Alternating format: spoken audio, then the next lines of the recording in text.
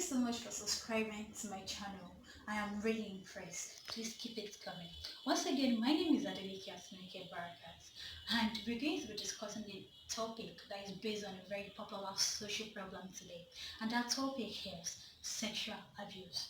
Nigeria is fast becoming a country where law is ineffective in how the society is run, and the implication of this is the increase in antisocial behaviors, which includes domestic violence, sexual abuse, terrorism, robbery, among others. And sexual abuse is the topic we'll be discussing today. So sexual abuse is any sexual activity that is undesired by one participant but is forced on them.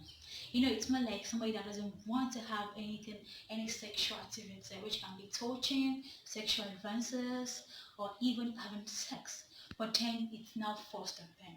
So we now have different types of sexual abuse. We have child sexual abuse, we have intimate partner sexual abuse, we have forcible sodomy, we have rape, we have forcible penetration with objects, we have incest, among others. So child sexual abuse is the penetration, or shall I say the passing of unwanted sexual activities towards a minor. And then intimate partner sexual violence is passing unwanted sexual activities towards one's partner, a spouse, a boyfriend, a girlfriend, or anyone. And then incest happens within the family. It can be from a father to a son because of gay sex now is very rampant nowadays. It can be from the mother to the daughter. It can be from the father to the daughter. It can be from the mother to the son. It's just within the family. And also we have forcible sodomy. Forcible sodomy happens to be anal sex or oral sex, which is forced on someone. And then rape. Rape is now the main thing that we're going to talk about today. So rape is the penetration of the anus or the vagina with any body part or object without a person's consent. Any body part can be the tongue, can be the finger, can be the sexual organ, and then the object can be sexual toys, can be stick, can be bottles, any object. So this is going to lead me to the type of rape. I know so many people thinking like, which one is, well, do we have type of rape again? Yeah, we have different types of rape. That is why we have acquaintance rape, date rape, marital rape, gang rape, serial rape, statutory rape, among others. So acquaintance rape is something that when people hear about acquaintance rape, they believe that it can happen. They believe that somebody that that you're acquainted with cannot rape you. So acquaintance raping when two parties are familiar with each other, but then one of the parties still tend to rape the person. And that reminds me of a story of a lady that I know. There was this particular day she went to somebody that she's acquainted with, and then coming back home, then she was crying, and everybody were asking her, "What happened? What happened?" And then she was like, "Okay, she got raped." Okay, raped by who? Then the family members were like, "I thought you went to see a friend or something. And your friend rapes you," but nobody believed it. And then even the first thing that they were more like, "How would you even go to a man's house in the first place?"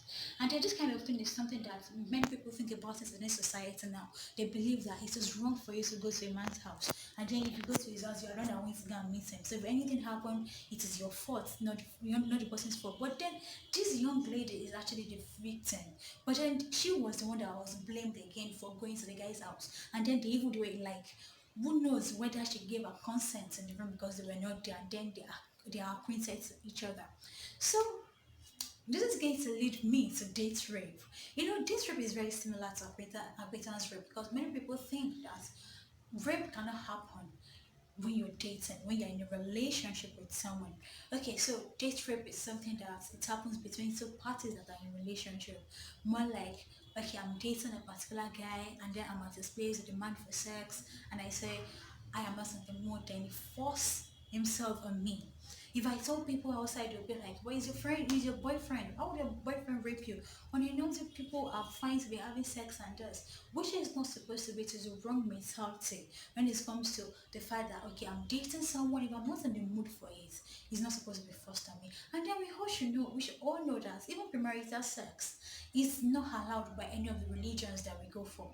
whichever religion, whether traditional religion, whether Islam or Christianity, because even they want to give me backup of why my boyfriend should rape me, they can't link it to any of the religions that they are now we're not saying that civilization has taken place and all. Even our own traditional religion does not support being raped.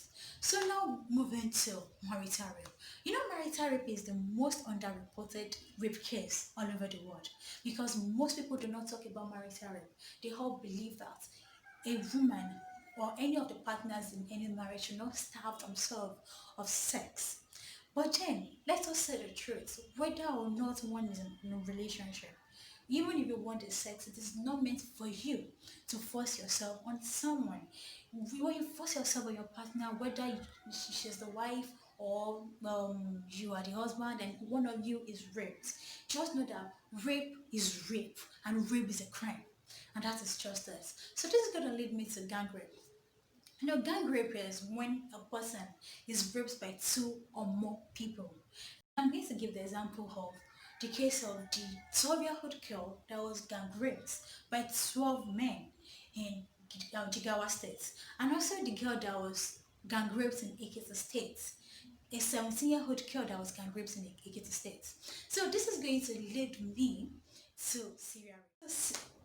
Serial rape is a case where a particular person continues or starts raping different people from different society or the same community and rapes them around. But then there's always something that will be left behind for people to realize that this crime is committed by maybe a particular person that they already know that has committed the crime before. Now I'm going to cite the example of a man that was arrested in Kano State recently for serial rape. He was arrested for raping over 40 women within the period of a year. So this is going to lead me to statutory rape. I'm so sure so many people will be feeling like which one is that one again. Okay, so statutory rape is when someone rapes a minor or somebody that is not up to the age to give legal consent. So sure people will be thinking like which one is legal consent again. Okay. Somebody that is below the age of 18 is not up to the age of giving legal consent. You know, the fact of the young girl, the 7 month old girl that was raped recently by one man and an unknown man that they do not know about. That is an example of statutory rape. Or let me say, as a young lady, I'm below the age of 18, and then you think you are in a relationship with me, and then you keep having sex with me, and you think that I'm not giving you consent that is sex. Under the law, you're raping me because I'm not up to the age to make decisions myself. I'm not up to the age to tell you like this is what I want because I am still a young child in the eyes of the law. And also, so I'm going to talk about the effects of rape, the consequences, or should I say the things that the victims feel after going through the trauma. That's where we have psychological trauma, physical damage, we have emotional effects, which can include anger, unnecessary anger, uneasiness, self-blame, mood swings, among others. And there's also behavioral consequences.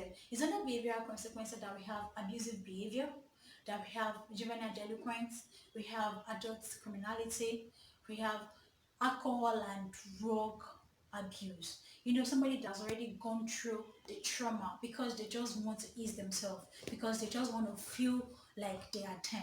They tend to do so many things that they are not supposed to do on a normal day, which is going to affect them.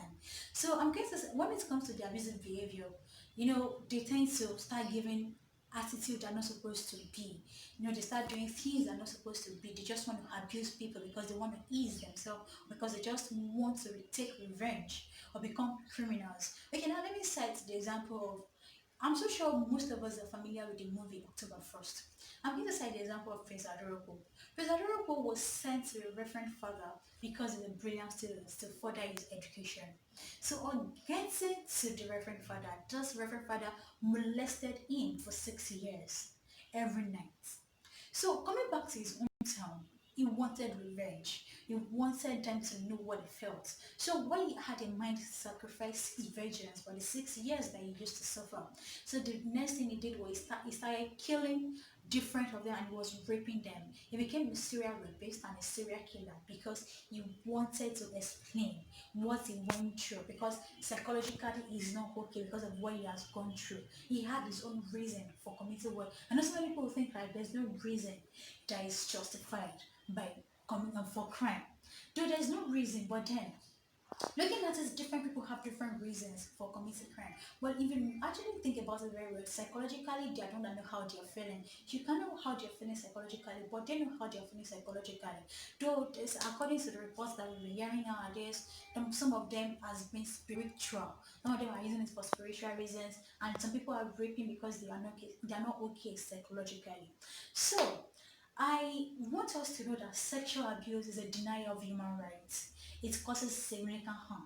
It causes emotional effects. And then it's kind of make people not to feel the normal way they are supposed to feel. So I am pleading with the government that they should formulate policies that is going to deal with abusers. Policies that will make them realize that what they have done is wrong and is not supposed to be. And also the general public, they need enlightenment for them to understand the fact that they should not blame women have gone through one or two abuses in life because or men because they are the victims. Everybody has, being a victim of something is not something good. They don't know how they are feeling inside them. So they should not stigmatize them. They should stay with them. They should encourage them to speak up because they need help. They are victims and victims need help. Like they should make them realize the fact that it is not good to die in silence. So we are going to end this topic and this notes today. Thank you so much for watching today's episode. And please do not forget to subscribe to my channel at Adeleke at Tineke Regem. And also do not forget to follow me on Instagram at Tino_Regem and Facebook Adeleke Barakat Tineke. Thank you so much again. Once I come your way again, take care of yourself. Bye.